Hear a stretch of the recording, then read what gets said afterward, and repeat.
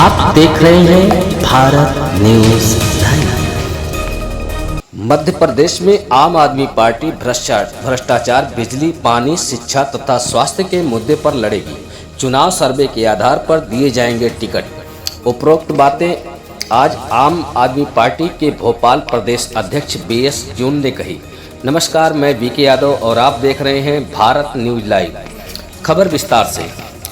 भोपाल में आम आदमी पार्टी के प्रदेश कार्यालय में मध्य प्रदेश के प्रभारी और दिल्ली से आप के विधायक BS जून ने प्रेस कॉन्फ्रेंस की। उन्होंने आम आदमी पार्टी की विधानसभा चुनाव की रणनीति और गतिविधियों को लेकर बातचीत की। उन्होंने प्रदेश की भाजपा सरकार पर भी जमकर हमला बोला। उन्होंने कहा कि मध्य प्रदेश में चारों ओर अराजकता का माहौल है। प्रदेश में भ्रष्टाचार के हर रोज नए नए मामलों का खुलासा हो रहा है। बच्चों की ड्रेस में घोटाला, पोषण आहार में घोटाला, महाकाल लोक निर्माण में घोटाला, पटवारी भर्ती परीक्षा में घोटाला। भाजपा के राज्य में मध्य प्रदेश घोटालों का प्रदेश बन गया है। BS जून ने कहा कि पटवारी भर्ती परीक्षा व्यापक में भी बड़ा घोटाला है। पटवारी भर्ती में भाजपा विधायक के कॉलेज से 114 अभ्यर्थी पास हो गए, जिसमें से 7 टॉप 10 में हैं। हैरानी की बात यह है कि जौरा में 21 में से 16 सफल अभ्यर्थियों को एक जैसा ही कान से सुनने की समस्या है और सबके सब एक ही जात के हैं। उन्होंने कहा कि मामले की CBI जांच करानी चाहिए और सरकार इस भर्ती को रद्द करे। आपके प्रदेश प्रभारी BS जून ने कहा कि मध्य प्रदेश में लॉ एंड ऑर्डर पूरी तरह से खत्म हो चुका है। भारत सरकार का अफसरों और प्रशासनिक तंत्र से कंट्रोल खत्म हो गया है। पूरे प्रदेश में लगातार हर रोज बड़ी बड़ी क्राइम की घटनाएं हो रही हैं। ग्वालियर में एक छात्रा की गोली मारकर हत्या कर दी गई। छतरपुर के नौगांव में एक छात्रा को मनचले ने कई महीनों से परेशान कर रहा था। पुलिस ने कोई एक्शन नहीं लिया और आखिर में छात्रा ने फांसी लगा ली। विदिशा में ऐसा ही हुआ। छेड़छाड़ से परेशान होकर लड़की ने खुदकुशी कर ली। पिता भी उसे इंसाफ दिलाने के लिए भटकता रहा, लेकिन इंसाफ नहीं मिला तो पिता ने आत्महत्या कर ली। हर क्राइम में भाजपा के नेता, विधायक और मंत्री डायरेक्ट या इनडायरेक्टली शामिल हैं। BS जून ने कहा कि मणिपुर में जो हुआ वो बेहद ही शर्मसार करने वाला था। मणिपुर में 80 दिनों से लगातार हिंसा हो रही है। घर जलाए जा रहे हैं, लोग मारे जा रहे हैं, लेकिन प्रधानमंत्री कुछ भी नहीं बोले। आखिर क्यों? क्या मणिपुर और वहां के लोगों को भाजपा या केंद्र सरकार अपना नहीं समझती? क्या वहां के हालात पर काबू पाने के लिए कोशिशें नहीं की जानी चाहिए थी? 2 आदिवासी महिलाओं को नग्न कर घुमाया जाना बेहद ही शर्मनाक था। प्रधानमंत्री विदेश दौरा पर घूमते रहे, लेकिन मणिपुर को लेकर एक शब्द बोलने की हिम्मत नहीं जुटाई। उन्होंने कहा कि मणिपुर में प्रदेश सरकार को बर्खास्त किया जाना चाहिए और राष्ट्रपति शासन लगाना चाहिए। आम आदमी पार्टी के प्रदेश प्रभारी BS जून ने कहा कि मध्य प्रदेश में आम आदमी पार्टी पूरी मुस्तैदी से चुनाव की तैयारी में जुटी है। प्रदेश की सभी 230 विधानसभा सीटों पर हम चुनाव लड़ेंगे और चुनाव जीतेंगे। प्रत्याशी चयन की प्रक्रिया जारी है। जल्द ही प्रत्याशियों के नामों की लिस्ट भी जारी कर दी जाएगी। प्रत्याशी चयन में सिर्फ सर्वे ही टिकट का क्राइटेरिया होगा। उन्होंने कहा कि मध्य प्रदेश के हर जिले में हर परिवर्तन यात्रा निकाल रहे हैं। 4 अगस्त को परिवर्तन यात्रा का समापन होगा। उन्होंने कहा कि परिवर्तन यात्रा के दौरान लोगों का आम आदमी पार्टी के प्रति एक जुड़ाव देखा जा रहा है।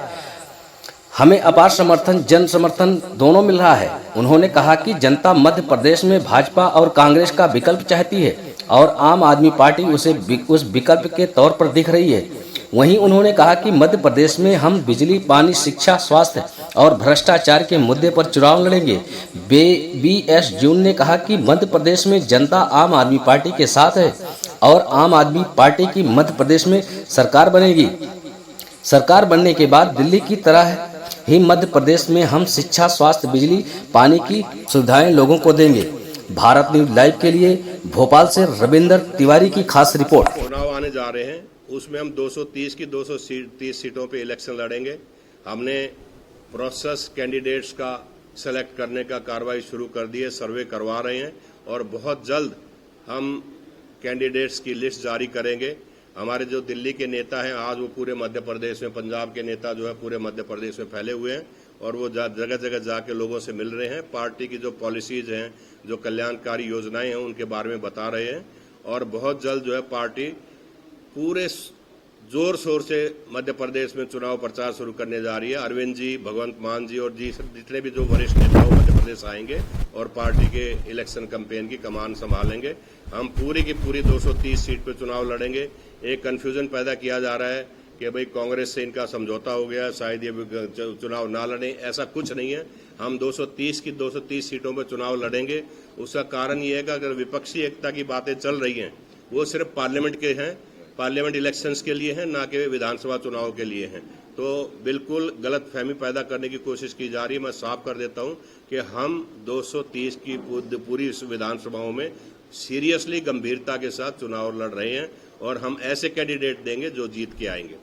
इसके अलावा मध्य प्रदेश में जितनी भी हमारी पॉलिसीज जो वहाँ चल रही हैं और जो देश के प्रदेश के लोकल मुद्दे हैं उन पे हम ज़्यादा हाईलाइट करेंगे, उन पर ज़्यादा उनका समाधान ढूंढेंगे और लोगों को बताएंगे कि उन समस्याओं का समाधान क्या हो सकता है, जैसा हमने पंजाब में और उससे पहले दिल्ली में किया।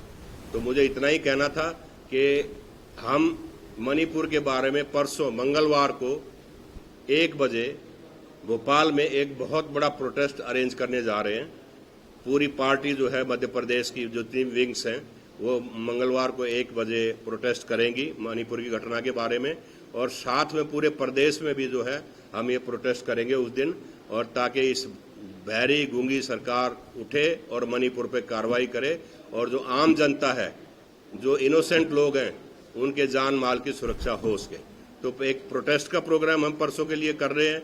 और दूसरा जो ये हमारा विधानसभाओं में पदयात्रा, बदलाव पदयात्रा, उसको हम अब जारी रखे हुए हैं, क्योंकि पब्लिक मध्य प्रदेश में जान गई है कि बदलाव होना चाहिए। 70 साल में जो लोगों को लूटा गया, जो लोगों को दमन किया गया, उससे छुटकारा पाने के लिए अगले इस इलेक्शन में एक आम आदमी पार्टी आशा की किरण के रूप में उभरी है और हम जनता पे बिल्कुल खरे उतरने जा रहे हैं, जनता की अपेक्षाओं पे, और हम साबित करेंगे कि हम सिर्फ कोरे झूठे वायदे नहीं करते बल्कि हम धरातल पे काम करते हैं और गरीब, मजदूर, किसान, स्टूडेंट्स, महिला सुरक्षा के बारे में काम करते हैं। और जिससे मैं पिछले 5 दिन से जितने भी 5-6 विधानसभाओं में गया, लोग बड़े इम्प्रेस हैं कि हम उनके मुद्दे उठा रहे हैं जो उनको डायरेक्टली हिट करते हैं। तो लॉ एंड ऑर्डर की आज पूरे मध्य प्रदेश में जो लॉ एंड ऑर्डर की हालत है वो आप खुद देखते हैं, डेली आप रिपोर्ट करते हैं, चाहे मीडिया में हो, चाहे प्रिंट मीडिया में हो, इलेक्ट्रॉनिक मीडिया में हो, कहीं ना कहीं किसी दलित के साथ अत्याचार किया जाता है। अब कल परसों की घटना के किसी दलित के मुंह में गंदगी डाल दी गई और पंचायत ने उस युवक को सिर्फ फाइन करके, जुर्माना करके छोड़ दिया, ना उसमें कोई एफआईआर हुई, ना उसमें किसी की गिरफ्तारी हुई। इससे पहले आपने रिपोर्ट किया था आप लोगों ने कि एक दलित युवक के मुंह में जो है, आदिवासी के युवक के मुंह में पेशाब डाल दिया गया और फिर उसके बाद सीएम साहब ड्रामा करते हैं, घर पे बुलाते हैं अपने पे, उसके पैर धोते हैं। तो ये सब ऐसी बातें हैं कि भाई आप उनकी समस्याओं का समाधान कीजिए, आप उनको अच्छी शिक्षा दीजिए। अब उनकी समस्याओं का जब आप समाधान करेंगे तो वो वर्ग अपने आप ऊपर आ जाएगा। लेकिन उस तरफ ध्यान ना दे के लीपापोती कर रहे हैं, जैसे कि पैर धो दिए या किसी को कंपनसेशन दे दिया थोड़ा बहुत, या एक झूठा आश्वासन दे दिया।